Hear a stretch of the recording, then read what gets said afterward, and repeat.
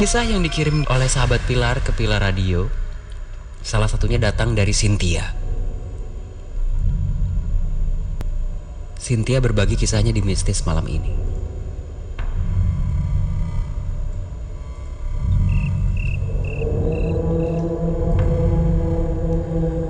Malam itu malam Jumat.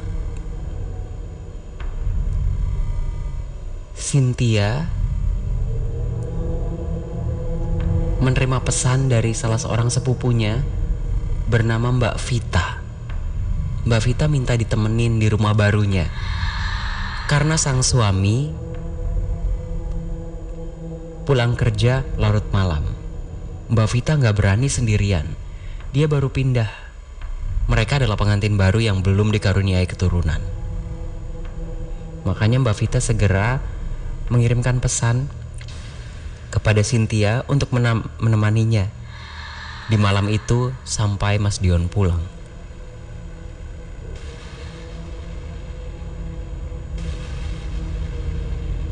Cynthia berangkat menuju rumah Mbak Vita sekitar pukul 8:30 malam.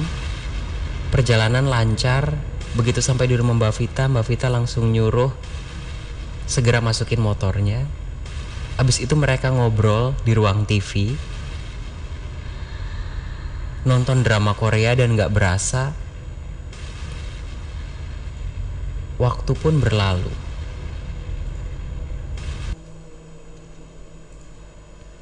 Cewek-cewek ya, ngomongin drama Korea gak ada habisnya. Sampai dramanya kelar, ternyata suami Mbak Vita, Mas Dion, masih belum pulang juga. Mbak Vita menelponnya, dan ternyata jawaban di ujung telepon mengatakan bahwa ini sudah mau pulang. Berpesan agar hati-hati di jalan ini dan itu. Akhirnya telepon ditutup. Cynthia dan Mbak Vita kembali melanjutkan obrolannya. Ketika obrolan mereka sampai kepada hal-hal yang lucu, mereka berdua ngakak bersama. Gaduh sekali suara tawa mereka. Sampai tiba-tiba akhirnya Mbak Vita terdiam. Cynthia juga ikut terdiam. Kemudian Mbak Vita menyuruh Cynthia untuk ngecilin suara TV. Volume TV diturunkan. Ternyata saat itu sudah pukul 10:30 malam, 11:30 malam, 23.30. Dan tiba-tiba dengan suara lirih, Mbak Vita bilang, "Sin, kamu dengar suara itu enggak?" "Iya, aku dengar, tapi itu suara apa, Mbak?" Kemudian Mbak Vita bilang, Mbak Vita juga nggak tahu itu suara apa, tapi justru suara itulah yang membuat Mbak Vita takut.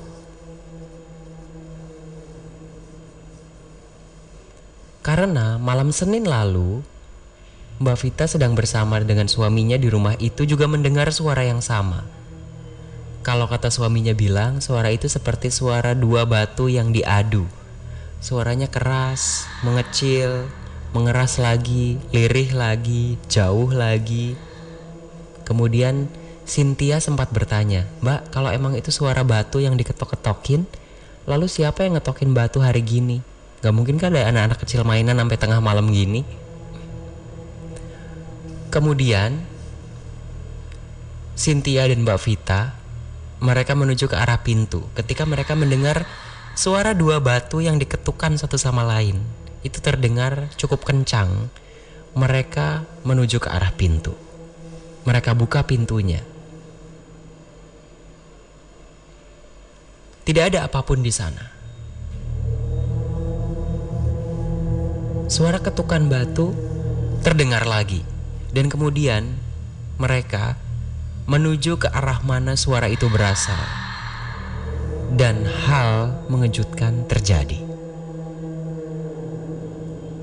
Berdua, Cynthia dan Mbak Vita, melihat dua buah batu.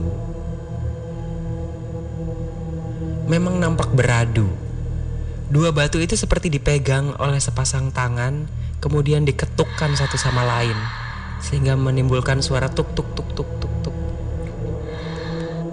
Tapi Sosok yang memegangnya tidak terlihat.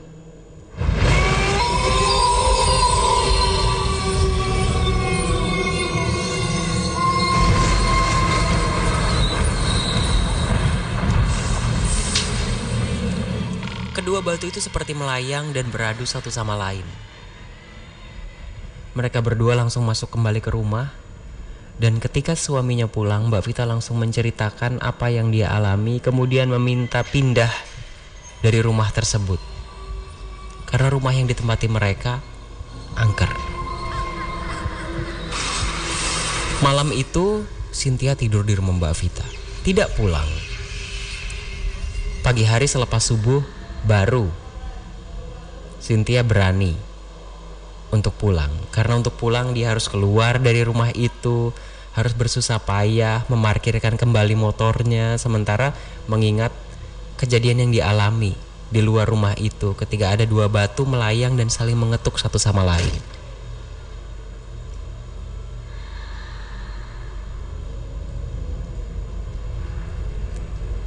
Cynthia, terima kasih sudah berbagi di Mistis. Kisah lainnya akan segera hadir. Stay jam terus di Pilar Radio 88,6 FM, radio terfavorit di Cirebon.